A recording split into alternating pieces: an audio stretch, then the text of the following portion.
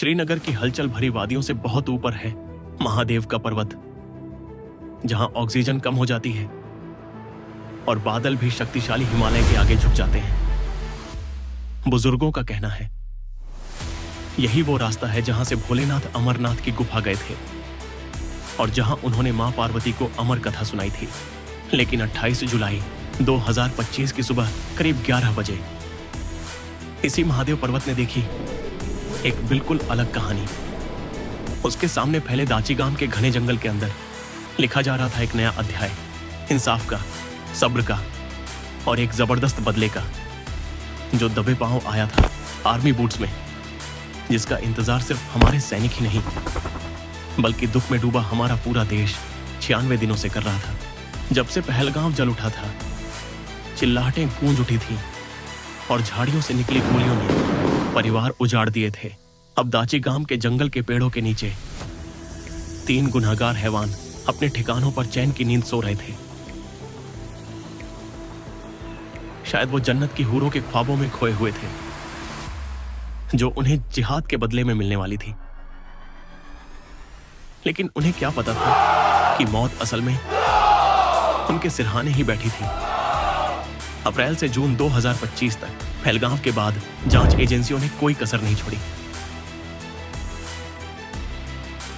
3000 घंटों तक सैकड़ों लोगों से पूछताछ की गई।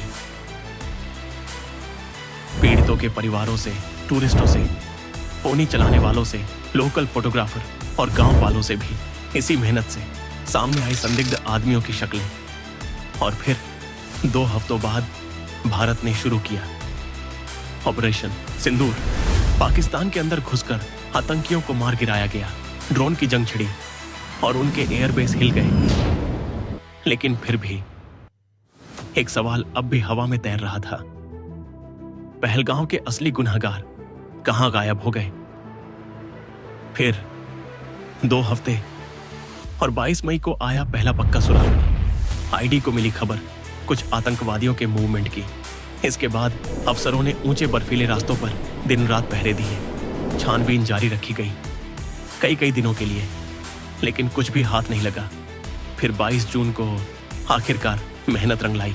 परवेज और बशीर जोथर और एनआईए ने 2 लोकल्स को पकड़ा, जिन्होंने सर चुगल डाला और दिखाया कि किस पहाड़ पर बनाया गया था टेम्परेरी शेल्टर, जहां इन दोनों हरामियों ने पहलगाम हमले के बाद आतंकियों को पनाह दी थी। उनकी गवाही से यह पता चला कि सभी अनंतनाग के बेसरन से श्रीनगर के दाची गांव के बीच करीब 40 से 50 किलोमीटर के जंगल में छुपे हुए थे। और श्रीनगर के इन बेशुमार जंगलों और ढलानों में सही लोकेशन ढूंढना मतलब घास के ढेर में सुई खोजना था दोस्तों। 14 दिन ऑपरेशन के असली पोल खुली 11 जुलाई को, जब सेना ने पकड़ा एक चाइनीज सैटेलाइट फोन का सिग्नल, जो कि सीधा दाची गांव नेशनल पार्क से आ रहा था। दोस्तों, आपको याद होगा ऐसा ही एक फोन पहले भी इस्तेमाल हुआ था पहलगाम हमले की प्लानिंग और अंजाम के वक्त अपने आकाओं से बात करने के लिए। और बस यहीं से चालू हुआ ऑपरेशन। आर्मी की 24 राष्ट्रीय rifles, 4 para special forces, Jammu Kashmir police का स्पेशल ऑपरेशन ग्रुप और सीआरपीएफ करीब 180 जवान मिलकर साथ आए और सभी जंगल में उतर पड़े। दाची गांव की ऊंची ढलानों और खतरनाक जंगलों के बीच खोजबीन करने के लिए। फिर 15 जुलाई को स्थानीय बकरवाल चरवाहे ने बताया कि 3 अजनबियों की आधी रात में चहलकदमी देखी गई थी, जो रात को आग जलाकर कुछ पका रहे थे। और इससे शक यकीन में बदल गया, यही थे हमारे निशाने। पर दोस्तों, सेना ने सीधा हमला नहीं किया, बल्कि अपनाया एक नया तरीका, जिसे कहते हैं स्टेप्ड डोमिनेंस। क्योंकि कम रोशनी वाले घने जंगल में सीधी गोलीबारी से टकराना मतलब अपने सिपाहियों की जान को खतरे में डालना था। तो सबसे पहले जंगलों के ऊपर ड्रोन के झुंड उड़ाए गए और हर हरकत पर नजर रखी गई। अब long range electro surveillance spot घने पेड़ों के पीछे छिपे ठिकानों को स्कैन करना शुरू किया। इस तरफ श्रीनगर के बादामी बाग में आर्मी, पुलिस और इंटेलिजेंस के सेंटर में हर रात डाटा इकट्ठा किया जा रहा था और शिकार का ठिकाना धीरे धीरे पास आ रहा था। वैसे आमतौर पर आतंकी बार बार जगह बदलते रहते हैं, छोटी ब्रेक लेते रहते हैं, इसी वजह से लंबे वक्त तक पकड़े नहीं जाते। लेकिन भाइयों, इस बार हमारी सेना ने उनकी दुनिया को सिकोड़ दिया था। उन्होंने उनके लोगों से संपर्क बंद कर दिया और खाना मिलना भी बंद कर दिया। ऊपर से खराब मौसम और पहाड़ की मार उन पर अलग पड़ी। जैसे जैसे दिन बीते, वे थकते गए, टूटते गए। इतना ही नहीं, एक 8 किलोमीटर की लंबी सुरंग सेना ने उसे भी पानी भरकर डुबो दिया।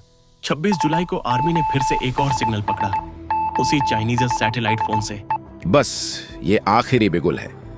अब ये हरामखोर नहीं बचेंगे, इनके छुपने का एरिया तो हमें पता ही चल गया। 27 जुलाई रात 11 बजे आर्मी की टीमें निकल चुकी थीं।